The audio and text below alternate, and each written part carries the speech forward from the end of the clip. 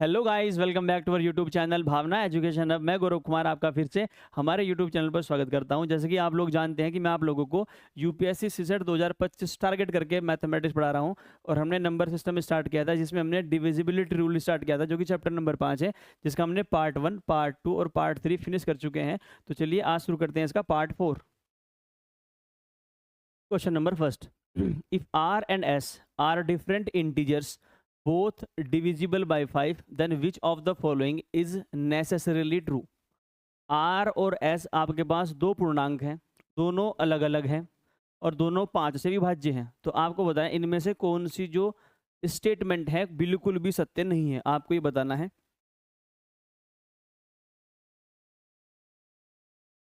तो देखिए, ऐसे क्वेश्चन हम कैसे करते हैं, हम नंबर मान लेंगे।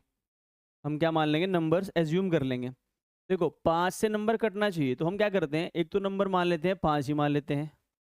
हम मान लेते हैं कि भाई एक नंबर x है इक्वल टू 5 है और एक नंबर y है ये इक्वल टू 10 है। अगर हम पहली स्टेटमेंट देखें, A R s is divisible by 5, बिल्कुल सही बात है, क्योंकि आर एस का मतलब क्या है, इसने आर और एस डिफाइन कर रखे हैं। तो हम एक्स वाई नहीं मानेंगे, हम आर और एस इनको रहने देंगे। आर इक्वल टू 5 है और एस इक्वल टू कितना है? 10 है। अगर हम आर एस की बात करें तो आर एस की वैल्यू कितनी निकलेगी? 10 पंजे 50, और 50 तो आपका 5 से डिविजिबल है, तो ये तो बात सत्य है। हमें बताना है कौन सी बात सत्य नहीं है। ध्यान रखना है प्यारे बच्चों, ये r square plus h square है, ये r square plus s square है। जो गलती से लिखा गया ये r square plus s square है। ऑप्शन नंबर डी में करेक्शन कर लेना, r square plus s square है ये। तो ऑप्शन नंबर अगर बी देखें, r s is divisible by 10, तो ए स्टेटमेंट क्या कहती है कि आर एस इज डिविजिबल 5, ये तो बिल्कुल सत्य बात है। Are s is divisible by 10, बिल्कुल सही बात है ये भी। भाई 10 से भी कट, ये 10 से कट जाएगा। R s is divisible by 25, देखो 25 से भी कटेगा ये। R square plus s square is divisible by 5। तो अगर यूपीएससी का सवाल है, इतना आसान तो होने से रहा, इतना आसान तो होने से रहा। देखो, ये जो दूसरी स्टेटमेंट है ना, ये वाली गड़बड़ करेगी। कैसे? अगर आप आर की वैल्यू तो 5 मान लें और एस की वैल्यू 15 मान लें, अगर आप आर की वैल्यू 5 मान लें और एस की वैल्यू क्या मान लें? 15 मान लें। यहाँ पर तो हमने एस की वैल्यू 10 मान ली थी, इसलिए वो 10 से कट गई थी। अगर हम 10 का स्कोप ही खत्म कर दें, हमें तो आर और एस कैसे मानने हैं? बस मेरे 5 से कट जाएं। तो मेरे 5 से ये भी कटता है, ये भी कटता है। अगर यहाँ से देखूँ मैं, अगर यहाँ से मैं आर एस की वैल्यू देखूँ, तो जो आर एस होगा वो कितना होगा मेरे पास? 75, 5 से डिविजिबल है। लेकिन are s is divisible by 10, ये बात गलत हो जाएगी, ये बात बिल्कुल गलत हो जाएगी, क्योंकि इसने कहा कि नेसेसरीली ट्रू, कौन सी बात नहीं है? तो ये बात बिल्कुल सत्य नहीं है। क्यों नहीं सत्य है? कि आर एस की वैल्यू 75 है और 75 10 से नहीं कटता। Are s is divisible by 25, ये भी 25 से कटता है, ये 25 से कटता है। R square plus s square, एक बात तो बताओ, 5 का स्क्वायर जब संख्या है 5 से कटती है, तो इनके स्क्वायर का सम भी तो कटेगा। इस कंडीशन में तो ये है, तो 5 से पक्का कटेगा। अगर मैं इंडिविजुअल कट दूँ तो 5 से ये खत्म, एक इसका 5 खत्म। अगर यहाँ पर देखें हम 5 का स्क्वायर और प्लस 15 का स्क्वायर, तो इसकी भी दोनों टर्म खत्म हो जाएंगी अगर 5 से भाग करेंगे तो। भाई 5 तो दोनों में है ही, अगर 5 कॉमन ले लें तो 5 से 5 कट जाएगा, 5 कॉमन ले लें 5 से 5 कट जाएगा। यानी ये वाली भी सही है, ये वाली भी सही है, ये बिल्कुल सही नहीं है। यानी नेसेसरली ट्रू नहीं है, पार्शियली ट्रू हो सकती है। क्योंकि इस कंडीशन में अगर हम एस की ऐसी वैल्यू ले लें, एस की वैल्यू 10 ले लें, 20 ले लें, 30 ले लें, जो मेरी 10 से घटती हो, तो मल्टीप्लाई करके मेरा ये ऑप्शन सही हो जाएगा। लेकिन इसने कहा कि नेसेसरली ट्रू, कि बिल्कुल सत्य होनी चाहिए। और आप आर और एस की कोई भी वैल्यू ले लो, ये ऑप्शन, ये ऑप्शन, ये ऑप्शन हमेशा सेटिस्फाई करेगा। Number 136 is added to 537, UPSC CSAT 2019 का सवाल है। And the sum obtain is 7a3 where a and b are integers. It is given that 7a3 is exactly divisible by 3, यानी जो 7a3 है वो एग्जैक्टली डिविजिबल बाय है किसी 3 से। The only possible value of b is, तो b की ऐसी कौन सी वैल्यू पॉसिबल होगी? देखो, मेरे पास एक नंबर है 136,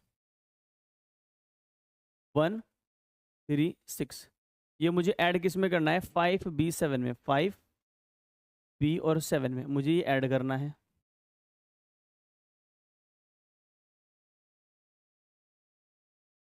और मेरे पास ऐड करके क्या आना चाहिए?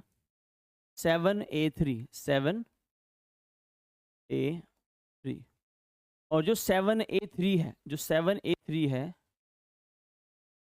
वो मेरा 3 से डिविजिबल है।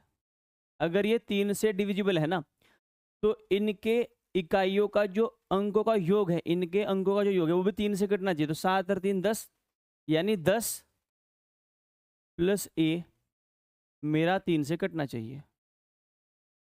तो ए की वैल्यू क्या क्या हो सकती है, देखो 10 और 2 12 कट जाएगा, ए की वैल्यू 2 हो सकती है, 10 और 5 15 हो सकती है, 10 और 8 18 हो सकती है।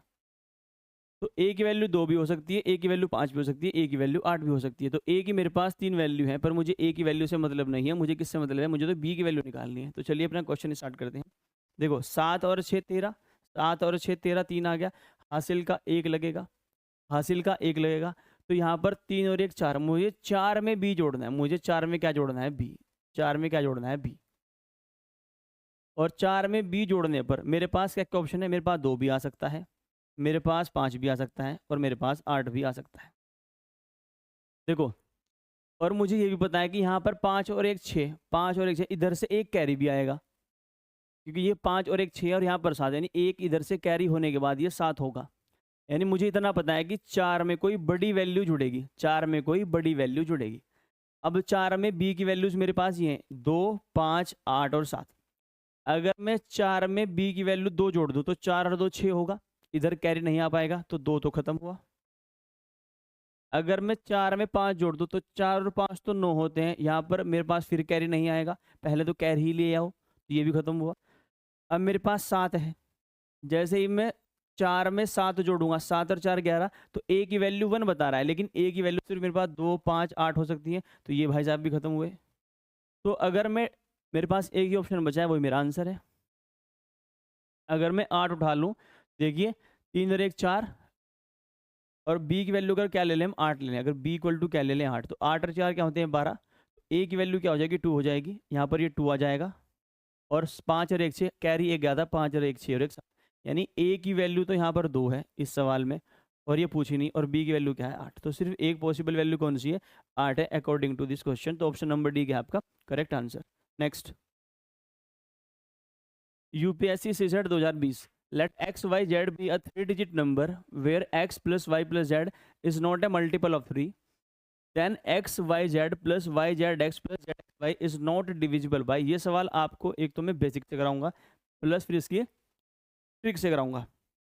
देखो, इसने कहा कि एक्स वाई जेड एक 3 अंकों का नंबर है, अगर डिजिट को ऐड कर दूं, यानी अगर इनकी डिजिट जोड़ दूं x plus y plus z, तो वो 3 से नहीं कटनी चाहिए। यानी मुझे एक ऐसा नंबर मानना है, अगर मैं उसके डिजिट को प्लस कर दूं तो नंबर 3 से नहीं कटना चाहिए। चलो ठीक बात है। तो इसने पूछा then x y z plus y z x plus z x y, यानी अगर नंबर को पलट पलट के लिख दूं तो is not divisible bye, and मेरे पास 4 ऑप्शन हैं ए बी सी डी। तो प्यारा सवाल है, डिविजिबिलिटी का क्वेश्चन है, बहुत प्यारा। देखिए करते हैं इसको। अगर बेसिक से करूँ तो मेरे पास एक नंबर है भाई, 3 डिजिट का नंबर लिखते हैं ऐसे, 100x प्लस 10y और प्लस जेड। ये मेरे पास एक 3 डिजिट का नंबर है। पहले बेसिक से करेंगे, फिर इसको पेपर में कैसे उड़ाना है वैसे करेंगे, ठीक है।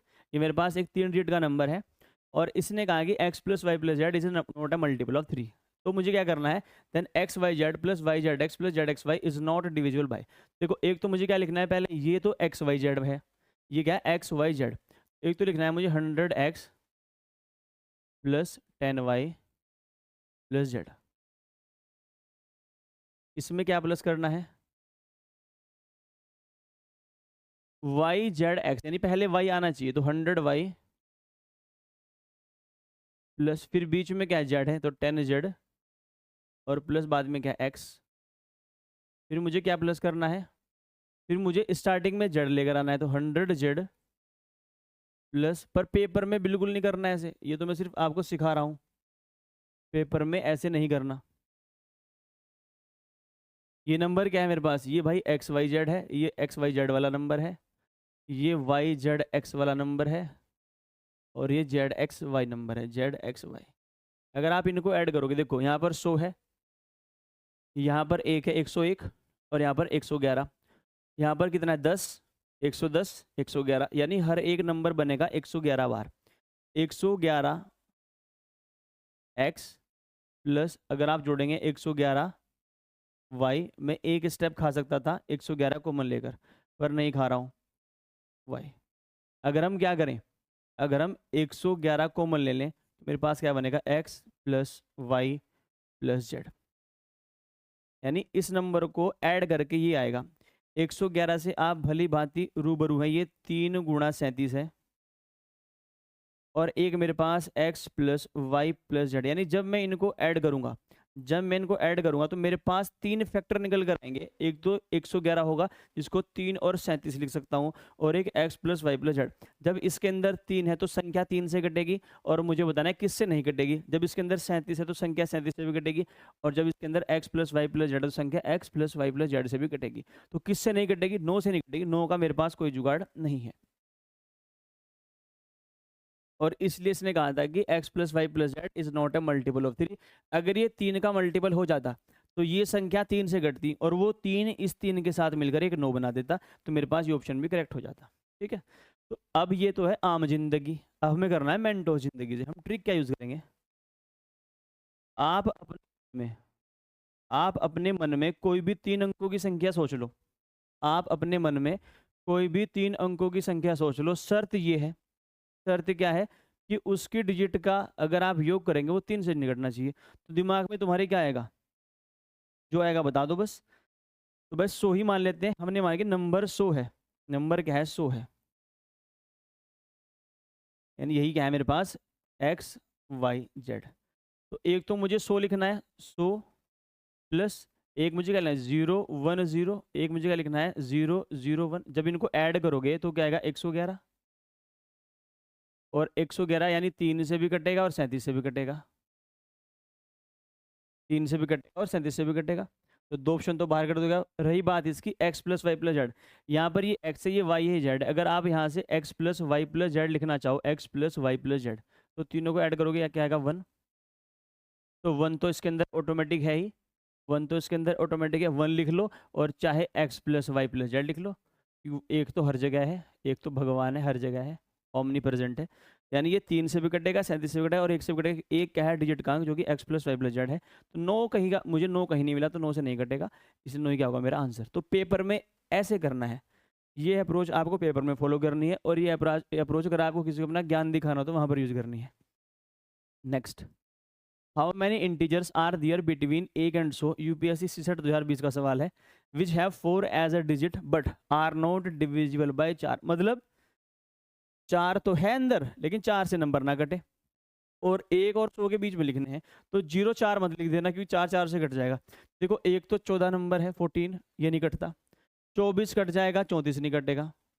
फिर एक 40 वाली सीरीज मिलेगी, तो 40 तो कट जाता है, 41 नहीं कटेगा, 42 नहीं कटेगा, ना 43 कटेगा, ना 44, 44 कट जाएगा भाई, 45 नहीं कटेगा, 46 भी नहीं कटेगा, 43 नहीं कटेगा, 48 कट जाएगा, 49 नहीं कटेगा, फिर 54 भी नहीं कटता 4 से। 4 से कटने का नियम क्या है, अंतिम 2 अंक 4 से कटने चाहिए। 64 कट जाएगा, 74 नहीं कटेगा, 84 कट जाएगा, 94 नहीं कटेगा। इनको गिन लो, 1 2 3 4 5 6 7 8 9 10 11 12। तो 12 ऐसे नंबर हैं जो 1 से लेकर 100 के बीच के हैं, और 4 उनमें हैं, पर वो 4 से नहीं कटते। तो देखो कितना आसान सवाल पूछा है।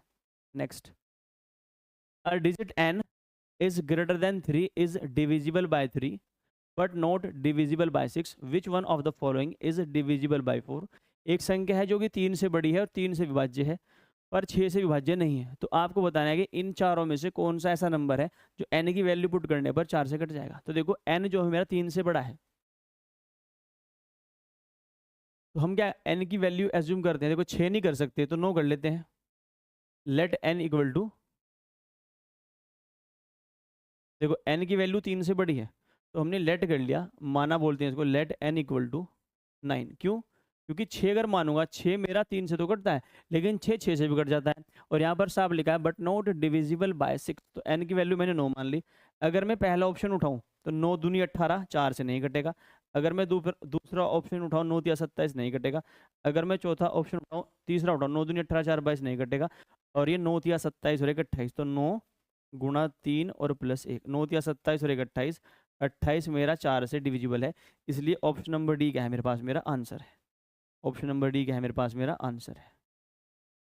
तो देखो, ये आसान सवाल है, और आसानी पूछता है बस, अगर आपने ढंग से किसी अच्छे टीचर से पढ़ रखा है तो 3 गुणा 9 और प्लस 1, 9 दिया 27 और 1 28। 28 क्या होगा मेरे पास इस सवाल का जवाब, जो कि ऑप्शन नंबर डी ने क्या किया है, सेटिस्फाई। नेक्स्ट। और 28 मेरा 4 से पूर्ण तरह क्या है, डिविजिबल है। 4 सत्ते 28 होते हैं। नेक्स्ट। खतरनाक सवाल। The number 37981255P369 is divisible by 7। What is the value of the digit P? देखो आप इसको कैसे कर सकते हैं, या तो आप डिवाइड कर लो, सिंपल सिंपल डिवाइड कर लेते हैं, यहाँ से लेकर यहाँ तक पेज भर जाएंगे। लेकिन मैंने कल आपको एक तरीका बताया था कि 7 का डिविजिबिलिटी कैसे चेक करते हैं। अगर हम उसका यूज़ करें तो क्या पता क्वेश्चन आसान हो जाए, तो उसी का यूज़ करेंगे और ऑप्शन को पुट करके अपना आंसर निकालने की कोशिश करेंगे। पहले तो नंबर लिखना पड़ेगा, बहुत बड़ा नंबर है 3798 125P 125P छोड़ देता हूँ अभी 369 P को मैं अलग से लिखूंगा वाइट में। ये P के किस मान के लिए, ये P के किस मान के लिए 7 से विभाज्य है। तो पेयर बनाएंगे, मैंने कहा था कि 3 का पेयर बनाओ ऑल्टरनेट, नहीं 3 के पहले पेयर बनाओ और यहाँ पर बन गया 2, और ऑल्टरनेट पेयर को ऐड कर दो, ऑल्टरनेट पेयर से क्या कर दो, ऐड कर दो। तो देखो ये आपको ऑल्टरनेट पेयर इसके साथ ये वाली है, तो एक तो इन दोनों को प्लस करना है और एक आपको इन दोनों को प्लस करना है। जब आप इन दोनों को प्लस करोगे तो 9 और 1 10, 8 से 14 और 1 15, 9 और 3 12, 1 13, 1350 आएगा, 1350 माइनस। फिर आप क्या करोगे, मुझे करना है 369, ये कर चुका हूँ मैं 369। तो मेरे पास क्या बचा है 25P, यानी 37 प्लस 25P। ये मेरा 7 से कटना चाहिए, ये मेरा 7 से कटना चाहिए। देखो अगर मैं P की वैल्यू 1 मान लूँ, इफ़ P इक्वल टू 1, अगर P की वैल्यू क्या ले लें, 1 ले लें, इफ़ P इक्वल टू 1, तो यहाँ पर ये 1 हो जाएगा। तो इनको जब जोड़ोगे 7 और 1 8, 5 और 3 8 और 1 और 1 2 एज इट इज 288, यानी P की वैल्यू 1 मान ली तो 288 आ गया। अब इसमें से घटाओ, 10 में से 8 गया 2, 9 में से 8 गया, देखो भाई 10 में से 8 गया 2, यहाँ पर बचेगा 4, 14 में से 8 गया 6, यहाँ पर बचेगा 12, 12 में से 2 गया 10। तो 1062 अगर आपको चेक करना हो कि 7 से कटता है, तो इसकी मैं आपको डायरेक्ट ट्रिक बताता हूँ, वही वाली ऑल्टरनेट पेयर बनाओ। भाई ऑल्टरनेट 3 का पेयर बनेगा, ये और एक ये नंबर है, तो 62 में से एक ही घटा दो, 62 में से एक घटाओगे 61, और 61 मेरा नहीं कटता, 61 मेरा 7 से नहीं कटता, इसलिए पहला ऑप्शन हो गया बाहर, पहला ऑप्शन हो गया बाहर। अब हमारी मजबूरी क्या बन गई, P इक्वल टू 1 तो हो गया फेल। अब हम क्या करेंगे भाई, इसलिए मिटा रहा हूँ मैं इसको, if P equal to 6, if P equal to 6, ऐसे क्या करना है एग्जाम में आपको, इफ P इक्वल टू 6, तो यहाँ पर जो नंबर बनेगा वो बन जाएगा 256, ये बन जाएगा 256। अब आप इनको ऐड करोगे, 7 और 6 13, 5 और 3 8 और 1 9 और 2 293, 7 और 6 13, 5 और 3 8 और 1 9 और 2 एज इट इज। इसको हटाओ, 10 में से 3 गया 7, 14 में से 9 गया 5 और 12 में से 2 गया 10। डिवाइड करने की जरूरत नहीं है, 3 का पेयर बनाओ, 57 माइनस 1 कितना होता है 56, और 56 मेरा 7 से डिविजिबल है, तो मेरा आंसर क्या आएगा P इक्वल टू 6। तो मेरा P क्या है 6 के बराबर है, तो P की वैल्यू कितनी आ गई 6। यह है स्मार्ट अप्रोच, अगर आप ऐसे करोगे तो आपको फंसने की जरूरत नहीं है। बस 7 का डिविजिबिलिटी का जो नियम है, जो तरीका है, वो आपको आना चाहिए। 3 का पेयर बनाते चलो, इंडिविजुअल पेयर को ऐड करो सारों को, फिर उनको माइनस कर दो, तो P इक्वल टू 6 पर मुझे 1057 मिला, जो मेरा 7 से कटता है, तो ये नंबर 7 से डिविजिबल है। इसलिए मैंने कल आपको सिखा दिया था कि 7 का भागफल का नियम क्या है। क्वेश्चन नंबर 47, ये भी UPSC 66 2021 का है। When a certain number is multiplied by 7, when a certain number is multiplied by 7, the product entirely comprises only 1.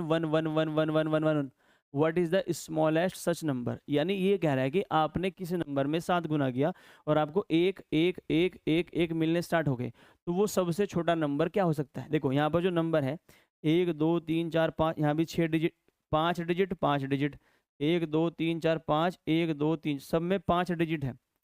और इसकी मल्टीप्लाई हमने किस में करी है, 7 में करी है। तो 15 7 105, यानी कि 105 से ऊपर बड़े नंबर है, यानी कि जैसे मल्टीप्लाई करूंगा 5 डिजिट का नंबर 6 का बन जाएगा। यानी कि मैंने एक नंबर m था मेरे पास, उसकी मल्टीप्लाई जैसे 7 में करी तो मेरे पास क्या आ गया, 1 1 1 1 1 और 1, 1 2 3 4 5 6।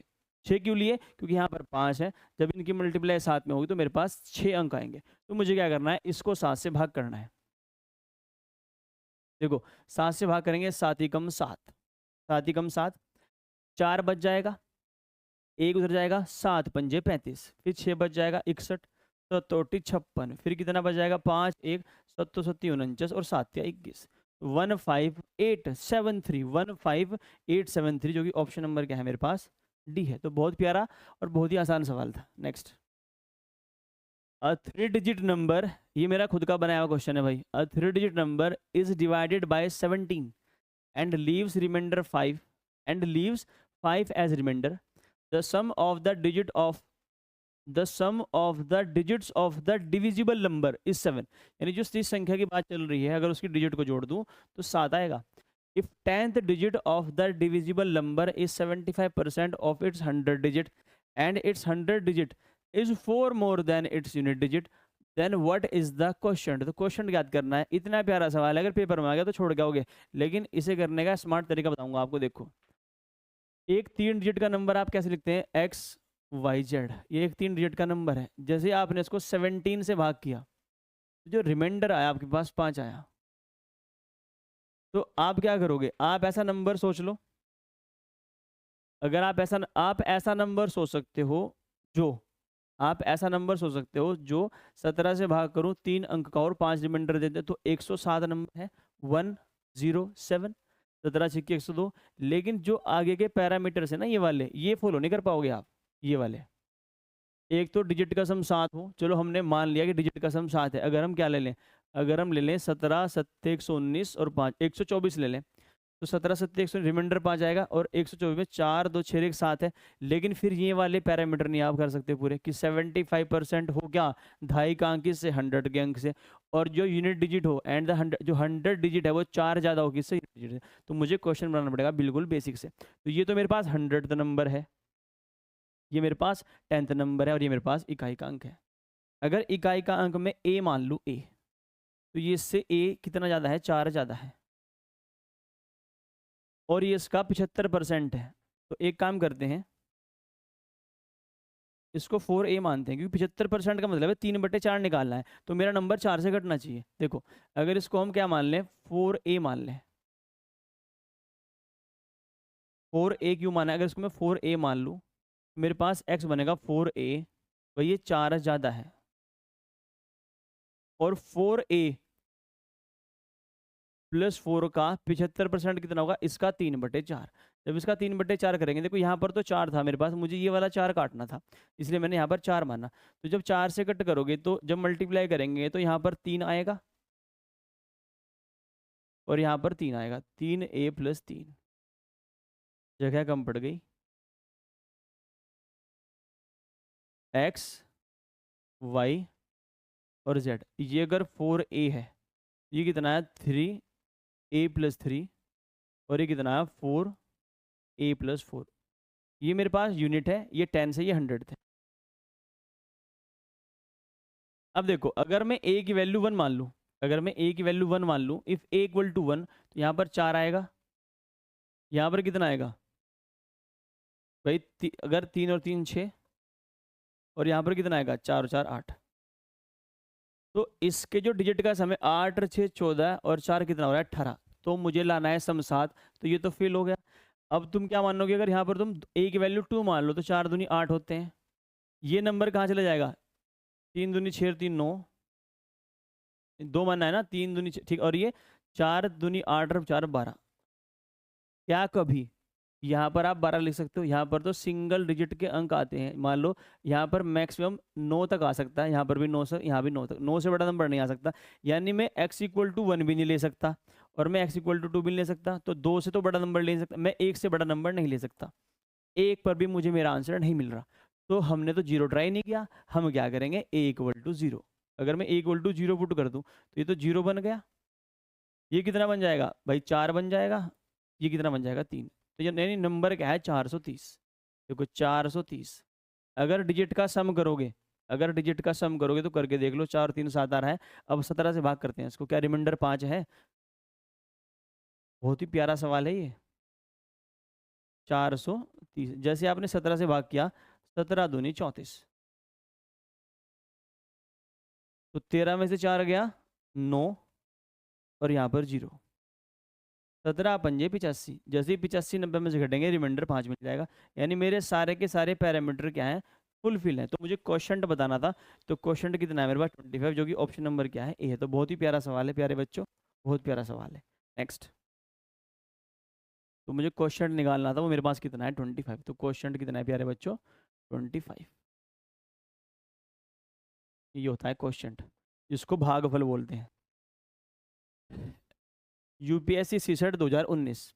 इन ए school every student is assigned a unique identification number, full stop. A student is a football player if and only if the identification number is divisible by 4, whereas a student is a cricketer if and only if the identification number is divisible by 6. If every number from 1 to 100 is assigned to a student, then how many of them play cricket as well as football? भाई 1 से लेकर 100 तक के अंक डालने हैं आपको। मान लो आपके पास 100 खिलाड़ी हैं और 100 खिलाड़ी के पास जर्सी पहन रखी है और जर्सी नंबर देना है। जैसे कि हमें बताया कि तेंदुलकर का जर्सी नंबर कितना है 07, धोनी का कितना है 10, वो जो कि अब रिटायर हो चुकी हैं। तो सबको नंबर दे रखा है। तो इसने कहा जो बच्चे खेलते हैं क्या फुटबॉल, उनका तो नंबर 4 से डिविजिबल है, और जो बच्चे क्या खेलते हैं क्रिकेट, उनका आइडेंटिफिकेशन नंबर 6 से डिविजिबल है। तो मुझे वो बच्चे निकालने हैं जो क्रिकेट भी खेलते हो फुटबॉल भी खेलते हो। यानी मुझे वो नंबर चाहिए जो 4 से भी कट जाए और 6 से भी कट जाए, और 4 और 6 दोनों से कटने वाला नंबर क्या होगा, जो उनका एलसीएम होगा। यानी मुझे हर एक वो नंबर चाहिए जो 12 से कटता हो। हर एक नंबर जो 12 से कटता हो वो 4 से भी कटेगा, वो 6 से भी कटेगा। क्योंकि अगर मैं नंबर 4 ले लूँ फिर 8 ले लूँ तो 8 मेरा 4 से तो कट जाएगा। यानी फुटबॉल वाले तो मिल जाएंगे पर क्रिकेट वाले नहीं मिलेंगे। तो मुझे सारे नंबर 12 वाले चाहिए। तो 12 से लेकर तो स्टार्ट होंगे 12, 24, और लास्ट नंबर क्या होगा 96। तो 12 अट्ठे 96 होते हैं, तो नंबर कितने होंगे 8। तो मेरे पास 8 ऐसे खिलाड़ी हैं जो क्रिकेट भी खेलते हैं और फुटबॉल भी खेलते हैं। नेक्स्ट, देखो अब क्या होगा, अब सारे क्वेश्चंस मिलेंगे आपको स्टेटमेंट वाले। डिविजिबिलिटी रूल पर स्टेटमेंट वाले जितने भी सवाल बन सकते हैं, देखो ये तो है प्रीवियस ईयर का, और ये मैंने 1 2 3 4 5 6 क्वेश्चन आपके लिए बनाए हैं, ताकि अगर एग्जाम में कभी डिविजिबिलिटी का क्वेश्चन आ जाए और वो स्टेटमेंट बेस्ड हो तो कैसे करेंगे। सवाल नंबर 50वां देखते हैं। Consider all 3 digit number without repetition of digits obtained using 3 non-zero digits which are multiple of 3, let s be their sum। आपको 3 अंकों के नंबर लिखने हैं। नंबर कैसे हो, जिसकी हर एक डिजिट 3 से कटती हो, और नंबर जब लिखोगे एक भी डिजिट रिपीट नहीं होनी चाहिए। तो एक बात तो बताओ, सिंगल डिजिट के जो नंबर है जो 3 से कटते हैं, एक तो 3 है, यानी आप 3 का इस्तेमाल कर सकते हो, 6 का इस्तेमाल कर सकते हो, और 9 का इस्तेमाल कर सकते हो। यानी 3 6 और 9 का आप इस्तेमाल कर सकते हैं, बिल्कुल सही बात है। इनका इस्तेमाल करके आपको नंबर्स लिखने हैं, उनका सम लिखना है, और उसके बाद इनके आंसर देने हैं। देखो मुझे पता है कि इनके अगर मुझे नंबर लिखने हो तो 3 का फैक्टोरियल टोटल नंबर 6 लिखे जाएंगे, लेकिन हमें से ये नहीं पूछा कि नंबर कितने हैं, हमसे पूछा गया है कि उनका सम क्या है। देखो सबसे आसान तरीका बता रहा हूँ लिखने का। देखो एक तो लिखो 3 6 और 9, 3 को फिक्स करो, एक 3 9 6 बन जाएगा। फिर यहाँ पर 6 लेकर आओ, 6 3 9, फिर 6 9 3, अब 9 को फिक्स करो, 9 3 6 और 9 6 3। इसके अलावा आप कोई भी नंबर नहीं लिख सकते। अब आप इनका क्या करना है सम, और इनका सम क्या है एस, एस इक्वल टू, अब देख लेते हैं सम कितना आता है इनका। जोड़ो भाई इनको, 9 और 6 15, 15 और 9 कितने होते हैं 24, और 3 27, और 6 33, और 3 39, हासिल के लगे 3, फिर 3 9 3 12 9 21, और 3 24 24 24 24 24, और 9 और 6 15, 24 और 15 फिर 99 और 39, हासिल 3 6 3 हासिल का है, 3 दूनी 6 3 3 और 6 15 6 21 21 9 9 18 39। तो भाई जो सम आया मेरे पास कितना है 3999। एक बार चेक करिए इसको। 9 और 6 15, 9 और 3 12 27 और 6 3 9, भाई 6 आएगा लास्ट में। बस यही थी मिस्टेक, लास्ट में क्या आएगा 6। एस इक्वल टू कितना है 3996। अभी तक क्वेश्चन है, पहली स्टेटमेंट है कि s इज डिविजिबल बाय 74। क्या s तुम्हारा 74 से डिविजिबल है? तो भाई उसके लिए आपको इसके फैक्टर करने पड़ेंगे, उसके लिए आपको इसके फैक्टर करने पड़ेंगे। 74 से भाग मत करने बैठ जाना। देखो 6 3 9 9 18 9 27 इकाइयों का अंक 9 से डिविजिबल है तो 9 से कटेगा नंबर, तो 9 इंटू 9 चौक 36, फिर 9 चौक 36, फिर 9 चौक 36, 9 इंटू ये 4 से कटेगा 4 इंटू क्या बन गया 111, 9 फैक्टर कर दो उसके, 9 इंटू 4 इंटू ये कितना है 3 गुणा 37, तुमने इसके फैक्टर कर दिए। अगर पहली स्टेटमेंट देखो, पहली स्टेटमेंट कहती है कि s इज डिविजिबल 9, तो बिल्कुल सही बात है भाई, s मेरा 2 से विभाज्य है, 9 से विभाज्य है, 9 इसके अंदर है। तो इसने अगर कहा कि ओनली 1 ही सही है तो ये तो बात गलत होगी भाई, क्योंकि दूसरी मेरी सही हो चुकी है। और इसने कहा है नाइदर 1 नॉर 2, जब मेरी दूसरी स्टेटमेंट सही है तो नाइदर का तो मतलब ही नहीं बैठता, या तो ऑप्शन बी होगा या ऑप्शन सी होगा। अब मुझे तो 74 मिल चुका है, कैसे देखो 37 है, इसके अंदर से 2 ले लो तो 9 गुना ये 2 बन जाएगा, यहाँ पर 3 बन जाएगा और ये 74 बन जाएगा। तो मेरे पास 74 भी है और मेरे पास 9 भी है, तो यानी कि दोनों की दोनों स्टेटमेंट क्या है सही है। और इससे आसान इसका सॉल्यूशन आपको कोई नहीं करा सकता। नेक्स्ट, अब ये है हमारे खुद के क्वेश्चन, ये हमारे क्या है खुद के क्वेश्चन है। बस आपको ऑप्शन डी नहीं दिखेगा, उसका हिंदी मीनिंग नहीं दिखेगा। और आपको पता है स्टेटमेंट 1 में क्या होता है कि पहली स्टेटमेंट पर्याप्त है आंसर देने के लिए। स्टेटमेंट 2 होती है कि सिर्फ स्टेटमेंट 2 ही काफ़ी है आंसर देने के लिए। तीसरी स्टेटमेंट क्या कहती है कि दोनों को जोड़ दो, दोनों स्टेटमेंट को जोड़ दो तब जाके आंसर मिलेगा। और चौथी स्टेटमेंट होती है कि दोनों को जोड़कर भी आप आंसर निकाल सकते हैं, इतनी आपकी औकात नहीं है। तो भाई find the value of x and y, मुझे एक्स और वाई के मान बताने, where x and y are positive integer और एक्स मेरा वाई से बड़ा है। तो देखो इसने पहले कहा कि जो एक्स प्लस वाई है, एक्स प्लस वाई है उसकी वैल्यू 9 है। एक्स प्लस वाई की वैल्यू कितनी है 9 है। अगर एक्स प्लस वाई की वैल्यू 9 है और इसने कहा एक्स बड़ा है वाई से, तो देखो हम क्या करेंगे, मुझे एक्स की वैल्यू बड़ी रखनी है वाई से। तो देखो अगर इसको 5 रख ले तो ये 4 हो जाएगा, 5 और 4 9, 6 और 3 9, भाई 5 और 4 मिल जाएगा मुझे, 5 4 6 3 7 और 2 9 होते हैं भाई, 8 और 1 9 होते हैं, और भाई मेरे पास 9 प्लस 0 क्या होते हैं 9। तो ये सारी कंडीशन है जिसमें एक्स क्या है बड़ा है और सम क्या है 9 है।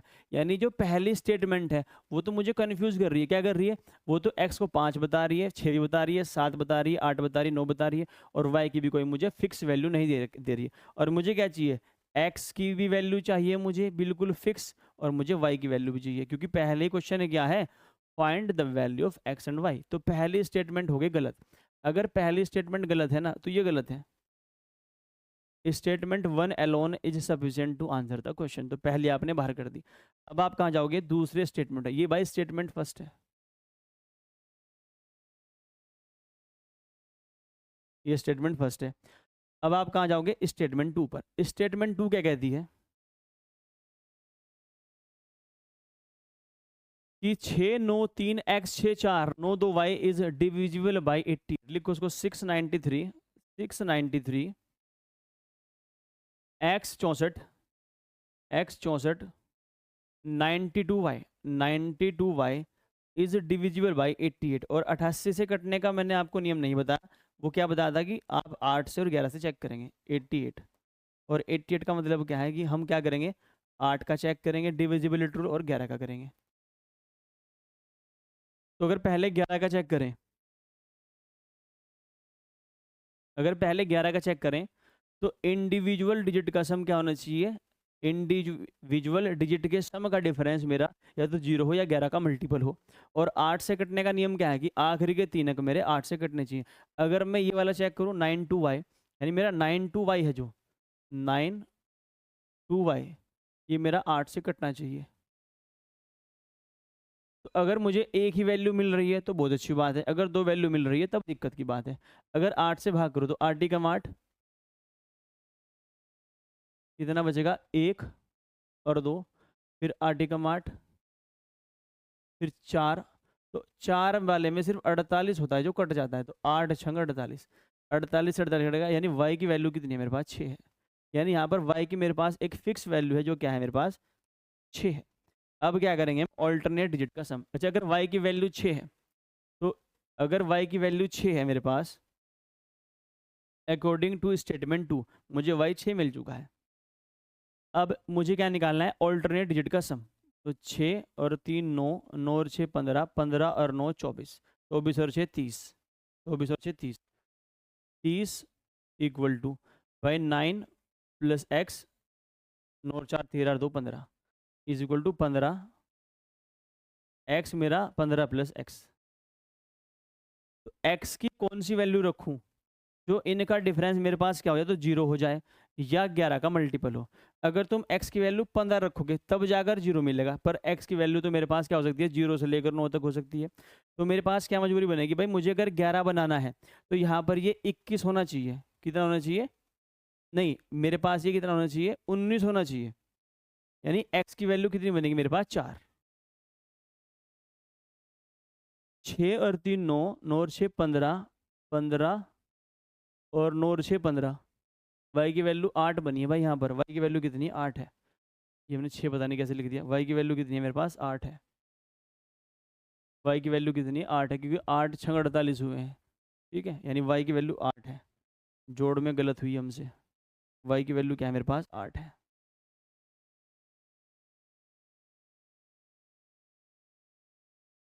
तो 6 और 3 9, 9 और 6 15, 15 और 9 24 और 8 कितने होते हैं, 32, तो इधर 32 आएगा,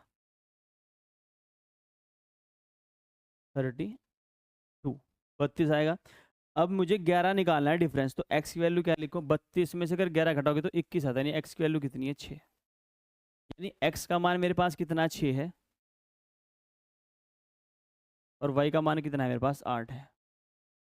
तो पहली स्टेटमेंट तो गलत है, लेकिन दूसरी स्टेटमेंट क्या कहती है मुझे कि x इक्वल टू कितना है मेरे पास, 6 है, और y इक्वल टू 8 है, और मुझे दोनों क्या चाहिए, वैल्यू चाहिए, मुझे x की वैल्यू भी चाहिए और मुझे y की वैल्यू भी चाहिए। तो x इक्वल टू कितना है मेरे पास, 6 है, और y इक्वल टू क्या है मेरे पास, 8 है। यानी स्टेटमेंट 2 मेरा मुझे आंसर दे देगी। तो only statement 2 is sufficient to answer this question. ये तो नहीं है भाई, ये तो क्रॉस लगना चाहिए था, पता नहीं टिक कैसे मार दिया। एक बार और चेक कर लेते हैं। x प्लस वाई की वैल्यू 9 है और x बड़ा है y से, और यहाँ पर ये उल्टा हो गया, x मेरा छोटा हो गया y से। x की वैल्यू तो मुझे मिल गई, x की वैल्यू तो मुझे मिल गई। स्टेटमेंट 2 भी कट करो भाई, ये भी कट करो, ये भी कट करो। एक बार क्रॉस चेक करते हैं, फिर अपने क्वेश्चन पर आते हैं। देखो, find the value of x and y where x and y are positive integer. X मेरा बड़ा है वाई से, तो एक्स बड़ा है वाई से, तो मेरे पास एक्स की वैल्यू 5 और 4 9, 6 3 9, 7 और 2 9, 8 और 1 9, 9 और 0 9, ये हो सकती है। अब हमारे पास नंबर क्या है, 693x 649 2y। तो 9 2y मेरा डिविजिबल किससे होना चाहिए, 9 2y मेरा डिविजिबल होना चाहिए किससे, 8 से। अगर मैं 88 से काट रहा हूँ तो 88, यानी 11 और 8 से। ठीक है, अगर हम 992y लिखें तो 8 कम 8 कितना बचेगा, 1 और 2, 8 कम 8 4 8 8 छंग 48। तो y की वैल्यू कितना गया, 8, 928 मेरा पूरा 8 से कट जाएगा।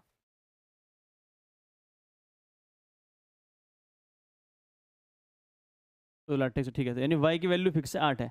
y की वैल्यू अगर 8 है तो 6 और 3 9, 6 और 3 9, 9 और 6 15, 15 और 9 24, 24 और 8 कितने होते हैं, 32, इधर आ गया 9 और 9 और 4 13 और 2 15। यानी x की वैल्यू 6 है और y की वैल्यू 8 है। यानी कि जो स्टेटमेंट 2 है वो क्या कह रही है मुझे कि x की वैल्यू 6 और y की वैल्यू 8 है, लेकिन इसने पहले क्या है कि x मेरा बड़ा है किससे, y से। यानी मेरी स्टेटमेंट 2 भी क्या होगी, गलत। अगर पहली स्टेटमेंट भी गलत है और दूसरी स्टेटमेंट भी गलत है तो आंसर जाएगा ऑप्शन नंबर डी। ये भी गलत है भाई, ये भी गलत है, ये भी गलत है, दी जाएगा। यानी दोनों ही स्टेटमेंट सफिशिएंट नहीं है क्या मेरा आंसर देने के लिए। अगर ये ना हो, अगर ये ना हो कि x मेरा बड़ा है y से, तो मेरी x की वैल्यू 6 निकल गई, y की वैल्यू क्या निकल गई, 8। तो दोनों स्टेटमेंट पर्याप्त नहीं है x और y की वैल्यू निकालने के लिए। Next, find the value of p and q where p and q are distinct non zero numbers. Statement first क्या कहती है, पी क्यू की वैल्यू 63 है। स्टेटमेंट टू क्या कहती है, 262p7 69q6 is divisible by 72। अगर मैं पहली स्टेटमेंट उठाऊं, पी और क्यू की वैल्यू कितनी है, 63 है, 63 है, तो मुझे पी की वैल्यू चाहिए और क्यू की चाहिए, यानी पी की भी चाहिए अलग से और क्यू की भी क्या चाहिए, अलग से। और मेरे पास ये क्या है, डिस्टिंक्ट नॉन जीरो डिजिट्स हैं। अगर आप इसके फैक्टर करोगे तो एक तो बनेगा 1 और 63, एक क्या बनेगा 3 और 21, और ये क्या बनेगा 9 और 7। ना आप ये ले सकते क्योंकि पी और क्यू की वैल्यू कैसी रहनी है, सिंगल डिजिट में, ना आप ये ले सकते, आप ये ले सकते हो।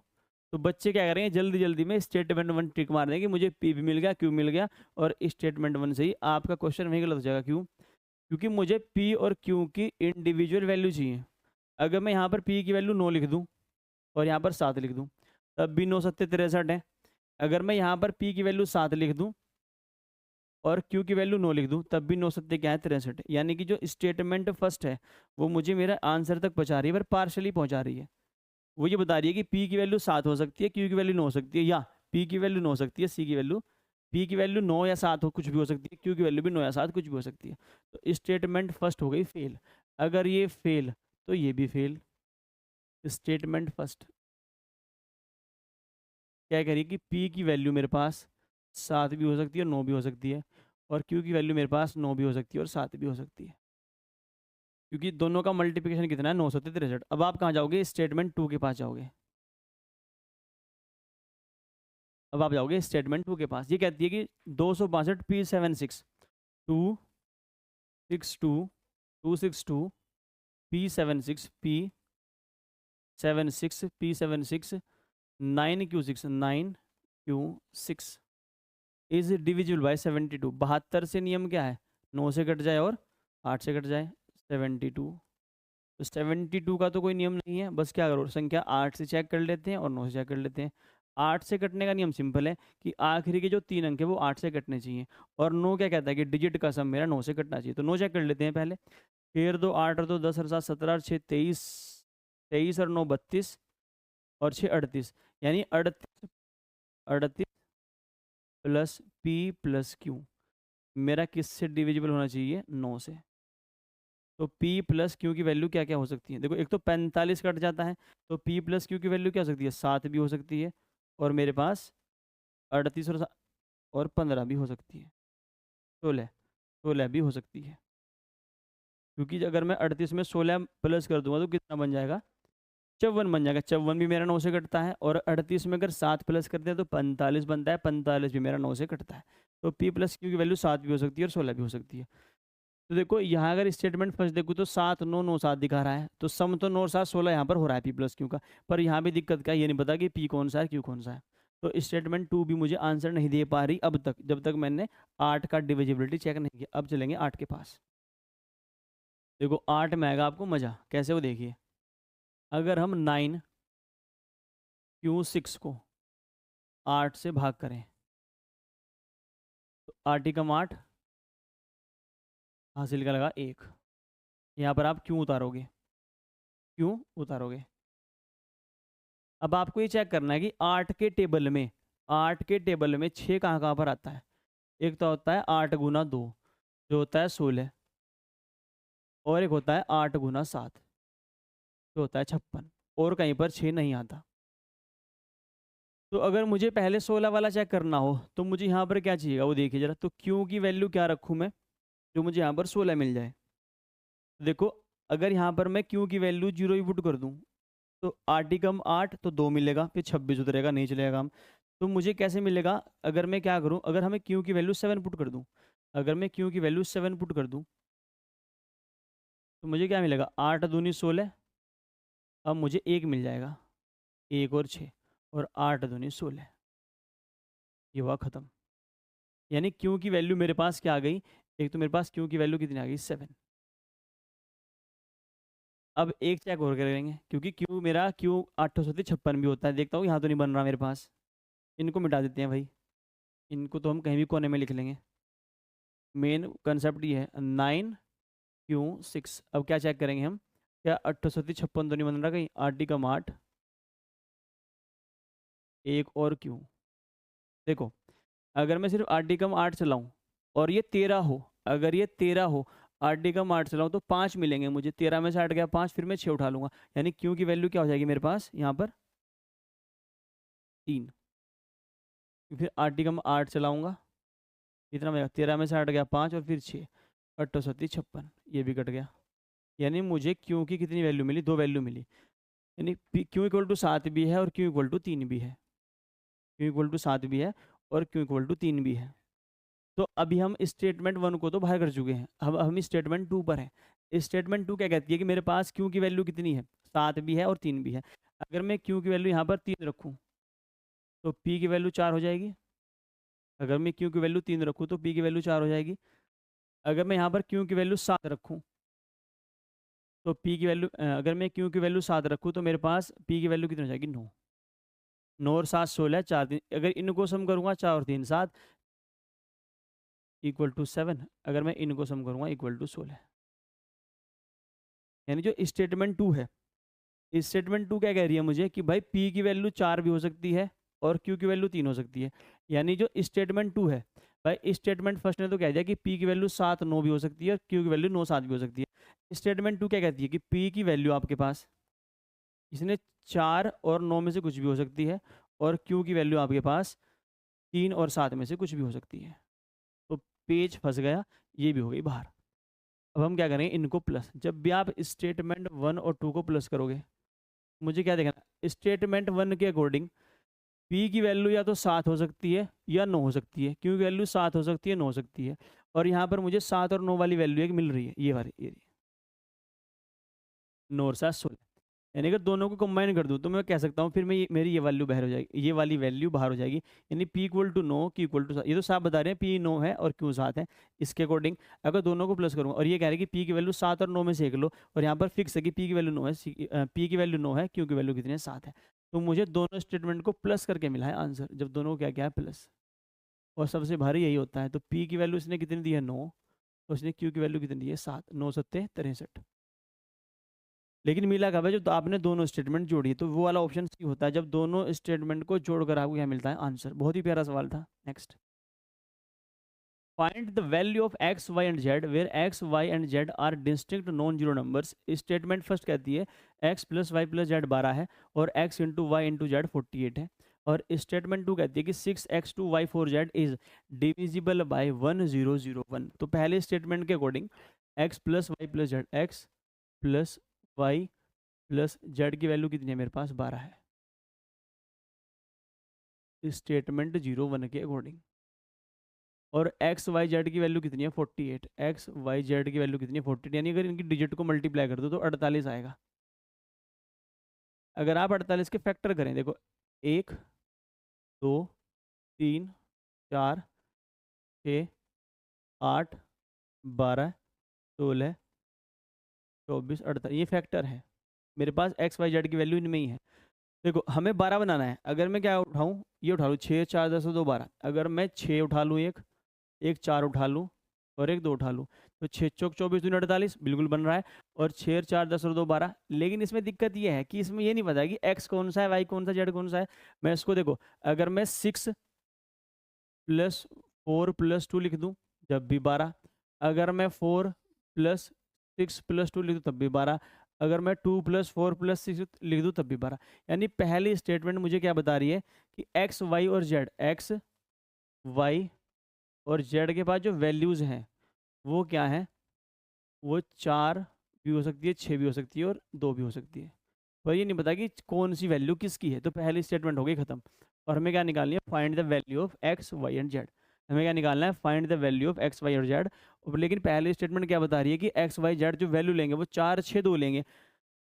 लेकिन इन पता कि 4 किसकी होगी, 6 किसकी होगी, 2 किसकी होगी। इसका मतलब है कि इन तीनों में से इन तीनों की वैल्यू रहने वाली है। अब आप कहाँ जाओगे, भागे भागे स्टेटमेंट 2 के पास। ये कह रही है कि 6x2 और y4z ये जो डिविजिबल है ये 1001 से है। इज डिविजिबल बाई 1001 और इसका तो मैंने आपको कल पोस्टमार्टम करके दिखाया था 1001। अगर कोई नंबर ABC है और उसकी मल्टीप्लाई 1001 में कर दूं तो अपने आप को क्या कर देगा, 2 बार रिपीट ABC यानी ये जो नंबर है मेरे पास, ये जो नंबर है अगर ये इससे डिविजिबल है ना तो इसके अंदर एक फैक्टर होगा जो स्वयं को 2 बार रिपीट कर रहा होगा, यानी ABC यानी ये 6x2, ये भी 6x2 ही है। यानी ये मेरे पास जो है ये भी मेरे पास क्या है, अगर इसको हम लिखेंगे तो ये भी मेरे पास क्या है 6x और 2 ही है। तो साफ साफ क्या दिख रहा है कि y की वैल्यू कितनी है 6 है, x की वैल्यू कितनी है 4 है और z की वैल्यू कितनी है 2 है।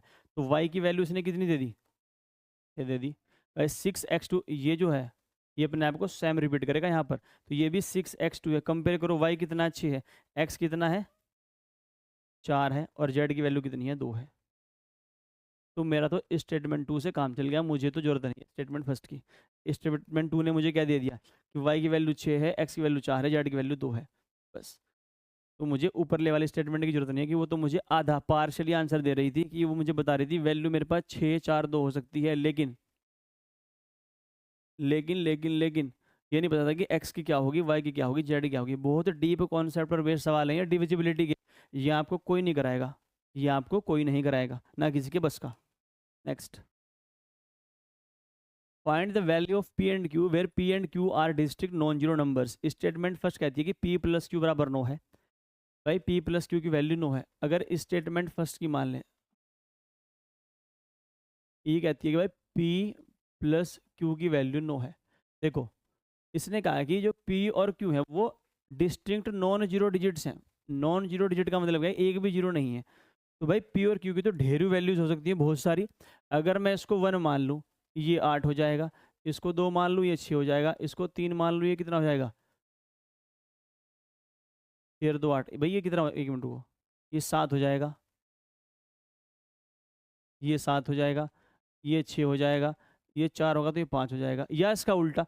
तो P और Q की बहुत सारी वैल्यूज ऐसी होंगी जो P plus Q equal to 9 देंगी। तो मेरा काम तो नहीं चलेगा स्टेटमेंट फर्स्ट से, तो ये मेरे पास क्या हो गया, गलत। ये गलत तो ये भी गलत। स्टेटमेंट 2 के पास आते हैं। स्टेटमेंट 2 मुझे क्या कहती है कि भाई 54 5 4 8 P 4 5 4 8 548 P 46 Q P 46 Q। ये मेरा किससे डिविजिबल है, 12 से डिविजिबल है। 12 से डिविजिबिलिटी का नियम क्या कहता है कि संख्या मेरी 3 से भी कट जाए। 12 का क्या मतलब है कि संख्या मेरी 3 से कट जाए और संख्या मेरी 4 से कट जाए। और 4 से भागफल का नियम क्या है कि जो 6Q है वो 4 से विभाजित है। और चूंकि P और Q मेरे पास कैसे हैं, नॉन जीरो डिजिट्स है, तो Q की वैल्यू में कभी भी क्या ले सकता, जीरो ले सकता। तो मेरी मजबूरी क्या है, देखो 64 कटेगा और 68 कटेगा। जब 64 भी कटेगा और 68 भी कटेगा 4 से, तो मेरे पास P और Q की जो वैल्यूज़ हैं, सॉरी मेरे पास जो Q की वैल्यू है वो क्या रहेगी, सिर्फ यहाँ से 4 भी हो सकती है और 8 भी हो सकती है। यानी Q मेरा 4 भी हो सकता है और Q मेरा 8 भी हो सकता है। तो 4 भी और 8 भी अगर मुझे कंबाइन करने की नौबत आ गई तो। अब 3 का नियम क्या कहता है कि संख्याओं की डिजिट का योग मेरा 3 से कटना चाहिए। 5 और 4 9 ये तो कट जाएगा, 8 और 4 12 और 6 18 ये कट जाएगा। देखो 5 और 4 9 खत्म, 8 और 4 12 खत्म, 6 भी खत्म। यानी P प्लस Q है, जो जो P प्लस Q है मेरे पास, वो मेरा कटना चाहिए किसे, 3 से। तो जीरो तो मैं ले नहीं सकता। जीरो इसलिए नहीं ले सकता कि उसने पहले ही कहा है कि P और Q मेरे पास गैर शून्य संख्या है, इसको तो हम नहीं ले सकते। 3 ले सकते हैं, 6 ले सकते हैं, 9 ले सकते हैं। देखो क्योंकि मेरे पास सिर्फ 2 वैल्यू है तो 4 हो सकता है या 8 हो सकता है। अगर Q की वैल्यू ही 4 है, देखो P प्लस Q की जो वैल्यू हो सकती है वो क्या हो सकती है, ये नहीं हो सकती। देखो 3 भी नहीं हो सकती, 3 क्यों नहीं हो सकती, क्योंकि मेरे पास Q ही कितना है, 4 है, तो ये माइनस में थोड़ा ही होगा। या तो ये हो सकती है P प्लस Q की वैल्यू 6 भी हो सकती है और P प्लस Q की वैल्यू 9 भी हो सकती है।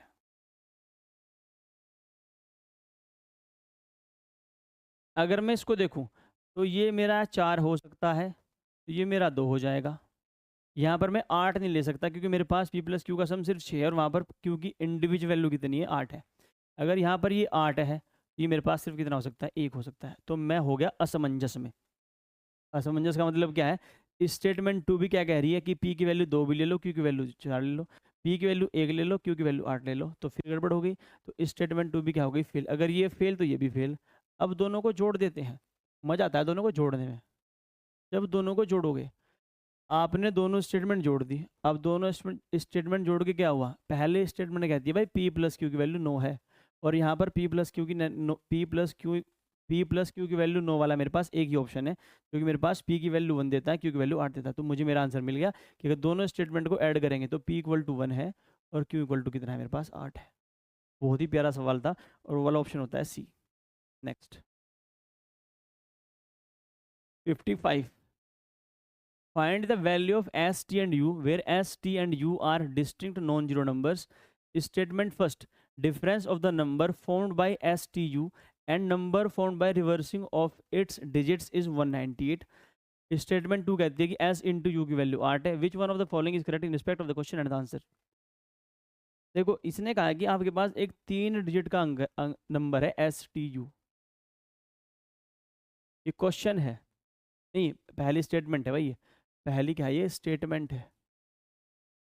ये क्या कहती है, आपके पास एक 3 डिजिट का अंक है एस टी यू, अगर आप उसमें से क्या घटा दें, इसका अपोजिट यानी यू टी एस, आपके पास जो डिफरेंस है वो 198 आएगा, वो डिफरेंस 198 आएगा।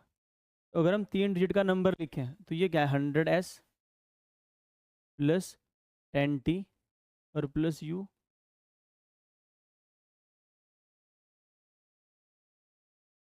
माइनस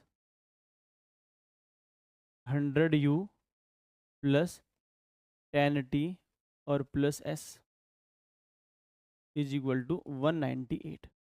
देखो जब घटाएंगे तो 10t से 10t खत्म हो जाएगा, 100s में से सिंगल s, तो 99 तो बाहर कॉमन ले लो और दो ही नंबर मिलेंगे मुझे, s माइनस यू, टी तो हो जाएगा खत्म, is equal to 198। s minus जो u है, s माइनस यू की वैल्यू मुझे कितनी मिलेगी 2, यानी स्टेटमेंट फर्स्ट के अकॉर्डिंग मुझे क्या मिला कि s माइनस यू की वैल्यू कितनी है 2 है। भाई ऐसे मेरे पास बहुत सारे नंबर्स होंगे, इसने कहा है डिस्टिंक्ट नॉन जीरो डिजिट्स हैं, अगर डिस्टिंक्ट नॉन जीरो डिजिट है तो 1 भी ले सकते हैं, 2 भी ले सकते हैं, 3 भी ले सकते हैं, 4 भी ले सकते हैं, 5 भी ले सकते हैं, 5 तो लिया ही नहीं भाई। आप एस टी और यू की वैल्यू 5 भी ले सकते हैं, 6 भी ले सकते हैं, 7 भी ले सकते हैं, 8 भी ले सकते हैं और 9 भी ले सकते हैं। तो ये तो बहुत सारे नंबर है जिनका डिफरेंस क्या होगा 2 होगा। अगर मैं एस की वैल्यू 9 मान लूँ और यू की वैल्यू कितनी मान लूँ 7, तो 2 मिल जाएगा। अगर इसको 8 मान ले, इसको 6 मान ले तब भी 2, इसको 7 मान ले, 5 मान ले तब भी 2, इसको 6 मान ले, इसको 4 मान ले तब भी 2। तो मल्टीपल मेरे पास वैल्यूज होंगी किसकी, एस और यू की, जो मुझे डिफरेंस 2 देंगी। तो पहली स्टेटमेंट तो बाहर ही होती है जनरली हमेशा। अब आप कहाँ जाओगे, स्टेटमेंट 2 के पास, और स्टेटमेंट 2 कहती है कि भाई एस जो गुणा यू है उसकी वैल्यू 8 है, एस गुणा यू की वैल्यू कितनी है 8 है। तो मुझे पता है 8 कब आ सकता है, जब 4 की मल्टीप्लाई होगी 2 में, 4 की मल्टीप्लाई किस में होगी 2 में होगी, 4 दूनी 8, और एस बड़ा है यू से, यानी कि एस की वैल्यू तो होगी 4 होगी और यू की वैल्यू क्या होगी 2 होगी। तो इसने कहा find the value of S T and you, आपको एस टी और यू निकालना है, आपको टी भी चाहिए, एस और यू आप निकाल चुके हो। देखो या तो यहाँ पर 4 होगा, यहाँ पर टी होगा, यहाँ पर 2 होगा, जब पलटेंगे यहाँ पर 2 होगा, यहाँ पर टी होगा, यहाँ पर 4 होगा, और इनका डिफरेंस कितना है 198। ये मेरा सवाल है, ये मेरी स्टेटमेंट फर्स्ट है, ये स्टेटमेंट फर्स्ट है। खत्म करते हैं अभी, अभी रुको। देखो भाई पहली स्टेटमेंट तो सिर्फ ये बताती है कि एस माइनस यू की वैल्यू कितनी 2 है, ठीक है। और दूसरी स्टेटमेंट मुझे ये बताती है, दूसरी स्टेटमेंट मुझे ये बताती है, अभी रुको भाई यहाँ सुनो, पहली स्टेटमेंट कहती है एस माइनस यू 2 है, बाहर हो गई, बहुत सारी वैल्यूज मिलेंगी। दूसरी स्टेटमेंट मुझे ये बताती है कि एस गुणा यू मेरे पास कितना हो सकता है 4 2, लेकिन ये कहती है कि एस की वैल्यू मेरे पास 2 और 4 में से कुछ भी हो सकती है, और यू की वैल्यू मेरे पास 2 और 4 में से कुछ भी हो सकती है, क्योंकि 4 गुना 2 भी 8 है और 2 गुना 4 भी 8 है। तो दूसरी स्टेटमेंट भी हो गई कैंसिल। अब आएगी इनको जोड़ने की बारी, जब आप इनको जोड़ोगे तब जाके हम क्या देखेंगे भाई, एस माइनस जो यू है, जो एस माइनस यू है उसका डिफरेंस 2 यानी एस बड़ा है। जब एस बड़ा है तो दोनों को जोड़ने के बाद मुझे एक रिजल्ट मिला कि एस की वैल्यू क्या हो सकती है 4 और यू की वैल्यू हो सकती है 2, लेकिन टी तो अब भी मिसिंग है, टी की वैल्यू तो मुझे मिली नहीं है, और ना ही टी की वैल्यू आपको मिल सकती। क्यों, देखिए यहाँ पर क्या होगा, ये 4 है, ये टी होगा, ये 2 होगा, जब रिवर्स करोगे 2 होगा, टी होगा, और यहाँ पर ये मेरे पास कितना होगा 4 होगा। और घटाकर कितना आएगा 198, क्योंकि पहली स्टेटमेंट यही है मेरे पास 198।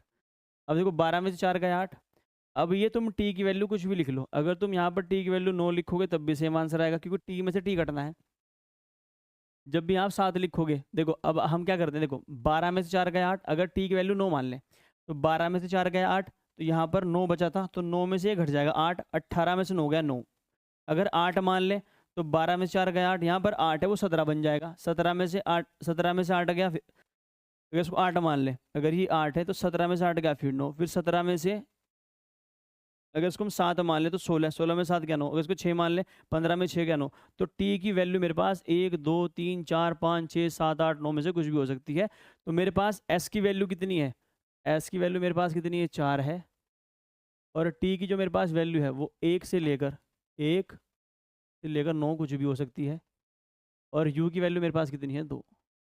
तो इसने पूछा था find the value of S T and you, तो मैं नहीं निकाल सकता क्योंकि टी के मेरे पास टोटल 9 वैल्यूज़ हैं। तो ऐसे में होता है option number D answer. Option number D क्या होगा मेरे पास, मेरा आंसर होगा, क्यों, क्योंकि यही बता रहा है मुझे क्या, कि दोनों ही स्टेटमेंट पर्याप्त नहीं है आपका आंसर देने के लिए। Next, find the value of d where d is a 2 digit number. Statement first कहती है कि n is a positive integer when divide by d it gives the remainder 68। अगर पहली स्टेटमेंट देखें, ये कहती है कि मेरे पास एक n नंबर है, अगर उसको मैं d से भाग कर दूं तो रिमाइंडर कितना है 68 है। तो पहली स्टेटमेंट क्या आपको डी की वैल्यू बता देगी, नहीं बताएगी। क्यों नहीं बताएगी, एन की ऐसी बहुत सारी वैल्यूज होंगी, सॉरी डी की ऐसी बहुत सारी वैल्यूज होंगी जो एन की वैल्यू रखने पर रिमाइंडर 68 देंगे। देखो अगर मैं एन की वैल्यू 68 ही मान लूँ और मैं 68 को किससे भाग कर दूँ 69 से, रिमाइंडर कितना आएगा 68। अगर मैं 70 से भाग कर दूँ जब भी कितना आएगा, यानी कि सारे नंबर इससे बड़े हों। अगर 71 से भाग कर दूँ तब भी 68, अगर इसको 72 से भाग कर दूँ तब भी 68। आई होप आप समझ गए होंगे। तो मेरे पास पहली स्टेटमेंट पर्याप्त नहीं है। पहली स्टेटमेंट के अकॉर्डिंग क्या होगा, मेरे पास मुझे डी की बहुत सारी वैल्यूज़ मिल जाएंगी। अगर एन की वैल्यू में 68 ही मान लूँ तो डी की वैल्यू मेरे पास 69 70, यानी 68 से जितनी भी बड़ी वैल्यूज़ होंगी किसकी, डी की, वो सारी रिमाइंडर 68 ही देंगी। अब आप कहाँ जाओगे स्टेटमेंट 2 के पास। अगर 5 गुना कर दें एन को और फिर डी से भाग कर दें, तब रिमाइंडर कितना है 8 है, तब रिमाइंडर कितना है 8 है। हम क्या करेंगे, इसमें 5 की मल्टीप्लाई कर देंगे 68, ये बन जाएगा 340। 340, अब 340 यहाँ पर रिमाइंडर कितना है 8 है, इस 340 में से आपको 8 घटा देना है तो कितना बनेगा 332। इस 340 में से आपको 8 घटा देना 332, तो 332 के कर दीजिए फैक्टर, तो 4 कम 4, 4 अट्ठे 32 और 4 दिया 12। तो मेरे पास अगर मेरे पास रिमाइंडर 68 है तो डी की वैल्यू, ये तो कन्फर्म है कि डी की वैल्यू मेरे पास 68 से बड़ी होगी, डी की वैल्यू मेरी 68 से बड़ी होगी। तो पहली स्टेटमेंट तो मुझे मेरा आंसर नहीं दे रही, लेकिन पहली स्टेटमेंट के अकॉर्डिंग मेरे पास मुझे ये पता चल चुका है कि जो एन की वैल्यू है डी की वैल्यू 68 से बड़ी है और रिमाइंडर कितना 68 है। और दूसरी स्टेटमेंट क्या कहती है मुझे, कि अगर 5n को 8 से डिवाइड कर दूँ, 5n को d से भाग कर दूँ,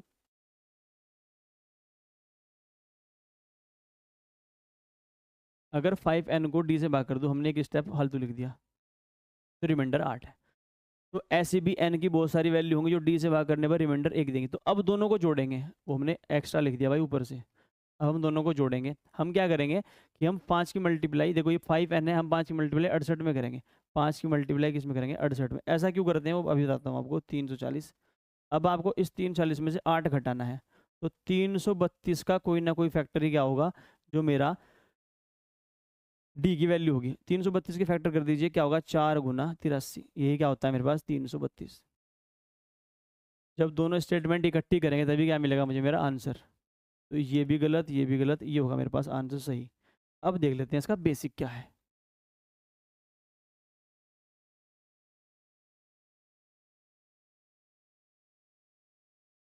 देखो हमारे पास जो n है, बेसिक अगले पेज पे करूंगा इसका। देखो हमारे पास एक n है,